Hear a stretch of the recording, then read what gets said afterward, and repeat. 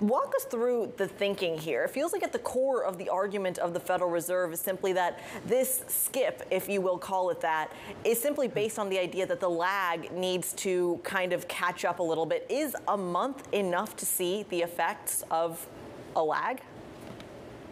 Well, it's a good question, and in fact, Kriti, and thank you for having me on the show, Anna, as well. The Fed really, since November of last year, in its statement, has been indicating that at some point it would want to pause and take stock because monetary policy does operate with a lag. So in some ways, they've telegraphed for months that they would want to pause or skip, and that's what we saw yesterday. But I do agree, they did mark their projections in directions which showed much slower decline in inflation, much less decline in economic activity, and obviously they shifted up their view that potentially 2 more hikes are needed. So it was what I would call an awkward but hawkish pause. And of course, the chair at one point said skip, and then he corrected himself, but I'll call it a skip.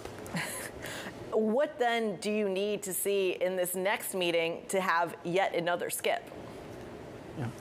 Well, they actually don't get a whole lot of data between now and the meeting that's relevant. They'll get one more employment report. They'll get one more CPI report. And I think they did get a question in the audience yesterday along those lines. As the chair indicated, the next meeting is live, which is Fed speak for saying that they could go. I think market pricing now more or less lines up with where we are. That given what we saw yesterday, they'll probably get that rate hike in at the July meeting. So that's the way it looks right now.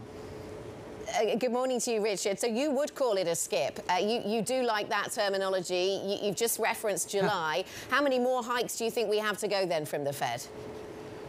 Well, I really think that for the first time in a long time, the Fed is data dependent.